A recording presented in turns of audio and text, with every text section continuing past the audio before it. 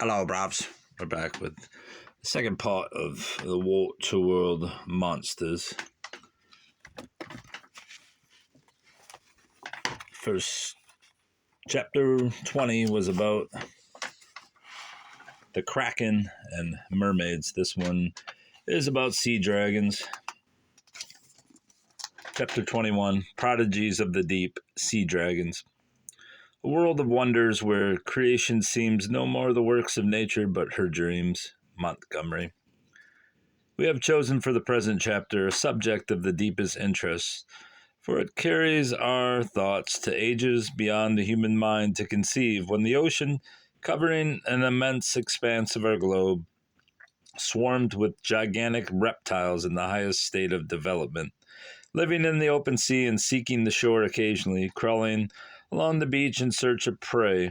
These reptiles were inhabitants of the ocean thousands of ages past, and from their strength and voracity must have been fearful scourges in that element. Lyme Regis, a seaport in Dorsetshire, became remarkable at the commencement of the present century for the number of fossils embedded in the limestone cliffs. And the native of the place, Mary Anning, who had been engaged from her childhood in searching for what were then popularly called curiosities, saw in 1811 an immense bone projecting from the ledges of the rocks, and having traced the remains of what she considered an enormous crocodile, she employed some laborers to dig out the blocks of stone in which they were petrified. These remains, placed together, proved to be the skeleton of a marine monster about 30 feet in length, with jaws nearly 6 feet long. This was an ichthyosaurus,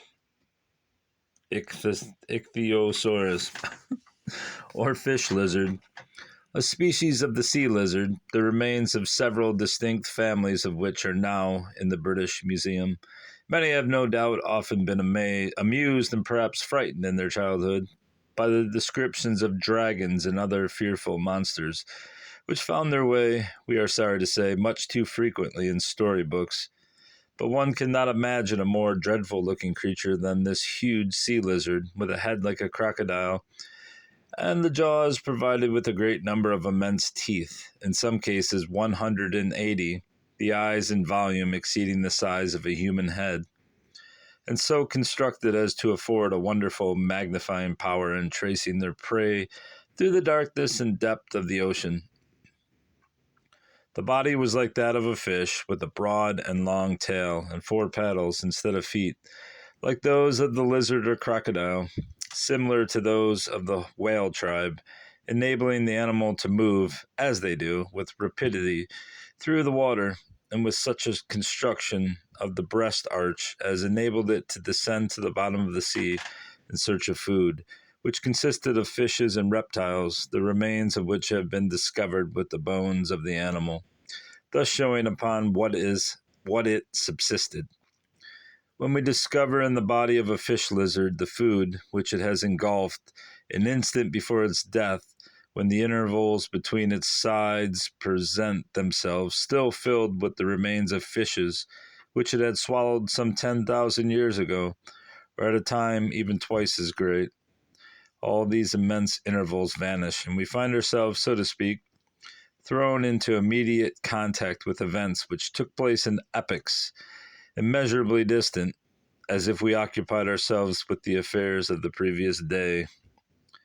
Another huge fossil marine animal, the plesiosaurus, a species of the sea lizard, somewhat allied in its structure to the animal just mentioned, was first discovered at Lyme Regis about the year 1823. This was a most extraordinary creature, with the head of a lizard, the teeth of a crocodile, a neck of enormous length, resembling on a very enlarged scale that of a swan, the ribs of a chameleon, a body rounded like that of a great marine turtle, a tail shorter in comparison with the length of the body than the fish lizard, acting the part of a rudder and directing the course of the animal through the water.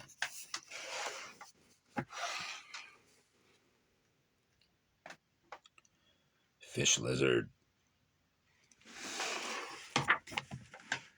That the habits of this huge reptile were aquatic is evident from the form of its paddles. That it was marine is equally so from the remains with which it is universally associated.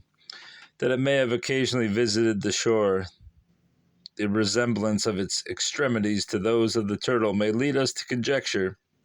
Its motion, however, must have been awkward on land, and its long neck may have impeded its progress through the water. May it not, therefore, be concluded that it swam upon or near the surface, arching back its long neck like the swan, and occasionally darting it down on the fish which happened to float within its reach. It may perhaps have lurked in shoal water along the coast, concealed among the seaweed, and raising its nostrils to a level with the surface from a considerable depth, may have found a secure retreat from the assaults of dangerous enemies.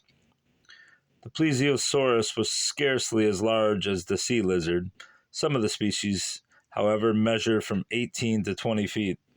The two animals just described do not seem to have had, as far as can be judged, a scaly covering, but another monstrous reptile of the primitive seas, the teleosaurus, a kind of fossil crocodile inhabiting the seas and rivers of the Old World, the great pirate of the ocean, was armed to the teeth and clothed with an impenetrable coat of mail,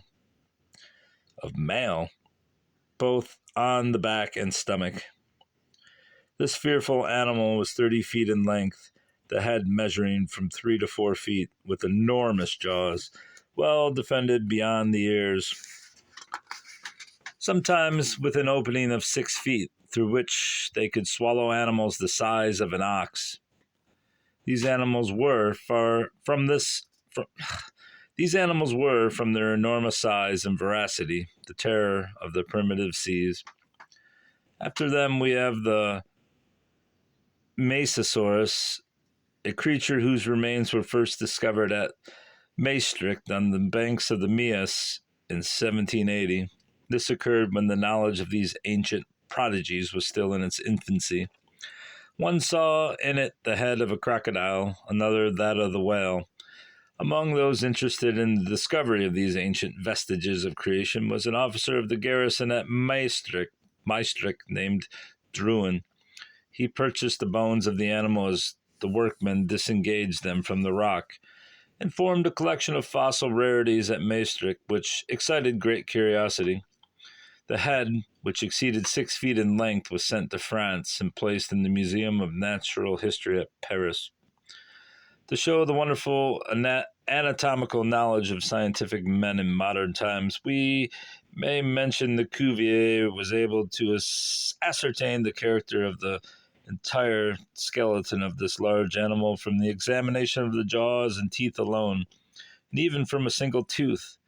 This told a history in itself, being without a root, not hollow, as in the crocodile, but solid throughout, and joined in the sockets by a broad, bony basis. It became an instrument of enormous strength, and proved how formidable the animal must have been. It had sufficient velocity to overtake and capture fishes of immense size, with which the ancient seas abounded. In length it was about 25 feet. The tail was flattened on each side, but high and deep, forming a straight oar of great strength to propel the body. And that'll be the end of all those little sea creatures. Though we have fishes and all the like, I was just